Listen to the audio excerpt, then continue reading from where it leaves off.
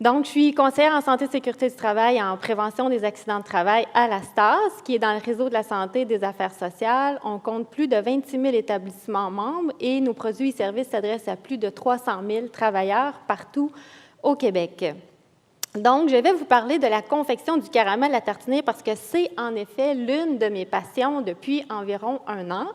Mais en réalisant cette passion, j'ai découvert qu'il y avait quand même des risques à faire du caramel et le but, c'est de ne pas se blesser. Le lien avec la santé et sécurité, en fait, c'est qu'il y a des risques de brûlure, surtout d'éclaboussures et d'embonpoint si on en mange trop, évidemment. Mais il y a des bienfaits à la santé psychologique parce qu'il y a un sentiment d'accomplissement et on apprend aussi à faire le caramel. Repérer les risques, oui, parce que c'est ma passion, je veux en faire le plus possible, mais il faut que je sois proactive si je veux en faire le plus possible, donc d'identifier où sont les risques en réalisant mon caramel. Alors, comment est-ce que je peux repérer ces risques? Vous avez peut-être entendu parler de l'approche globale de la session de travail, un modèle qui est composé de la personne, la tâche, le temps, les paramètres, le lieu et les équipements. Donc, ce modèle est une bonne façon de repérer où peuvent être les différents risques associés à chacun des éléments. De façon illustrée, vous l'avez ici. Donc, chacun des éléments, personne, tâche, temps, environnement, équipement, sont interreliés. Ils sont interdépendants les uns des autres. Un influence l'autre. La personne, il faut que je sois en bonne forme. Qu'est-ce que vous voulez quand je fais mon caramel? Si je veux qu'il soit bon, qu'il y ait une belle texture, qu'il y ait une belle couleur. Il faut aussi, évidemment, avoir des connaissances et de l'expérience. Quand même, plus j'en fais, mieux c'est. Et la tâche, formation, c'est mon déterminant numéro 1. J'ai suivi une formation avec Gabrielle Révard-Heller, qui est une pâtissière talentueuse qui était à la cabane à sucre au pied de cochon. Et c'est aussi la préparation du matériel, parce qu'il faut être prêt, ça se passe vite quand on fait le caramel. En parlant de vite, bien, il y a le temps. Il faut quand même prendre le temps nécessaire pour reconnaître la transformation du caramel en cours de route, parce que c'est justement le changement de couleur qui nous aide à voir s'il est prêt ou pas, mais il faut être patient parce que ça peut être long.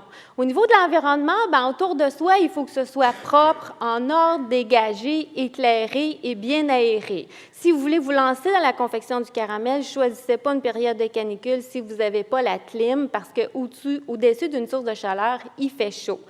Déterminant numéro 3, qualité des équipements. Le thermomètre, c'est un enjeu, la précision de lecture et la casserole, son épaisseur, sa hauteur. Vous allez comprendre pourquoi tout à l'heure. Vous avez aussi, au niveau des paramètres, l'importance de respecter la procédure. Des fois, on peut se dire avec l'expérience, « Ah, je vais y aller à peu près. » Non, mauvaise idée.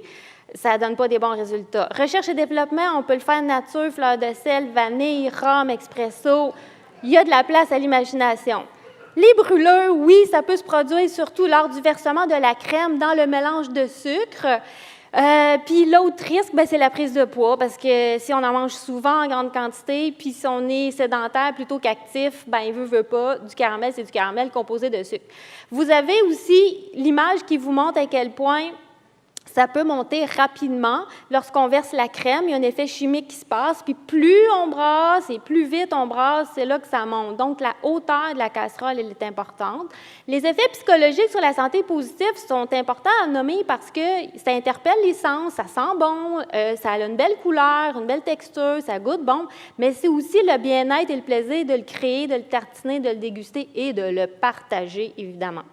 La morale de cette histoire, toute activité comporte une part de risque, mais si on est organisé, si on prévoit, qu'on achète des bons équipements, qu'on les entretient, puis qu'on s'assure que notre environnement est sécuritaire, on va pouvoir la faire, notre activité. Alors, l'expérience dans tout ça, est-ce que c'est ami ou ennemi? Ça dépend. Si on se sert de l'expérience pour apprendre de nos erreurs, si on développe des trucs de savoir-faire, et si on reconnaît aussi qu'il peut y avoir des risques à faire ce qu'on aime faire. Les 3 déterminants de la réussite, si je résume, le premier, c'est d'être compétent, associé à l'apprentissage et l'expérience. Il faut aussi être patient, de bien prendre le temps de faire les choses et d'être bien outillé, ça va de soi. Alors, vous avez une passion. Est-ce que vous avez pensé qu'il y a peut-être des risques associés à votre passion? L'idée ici, c'est de vous interpeller sur vos différents risques. Alors, vous voilà maintenant équipés pour les repérer et en finalité, vous amuser. Merci.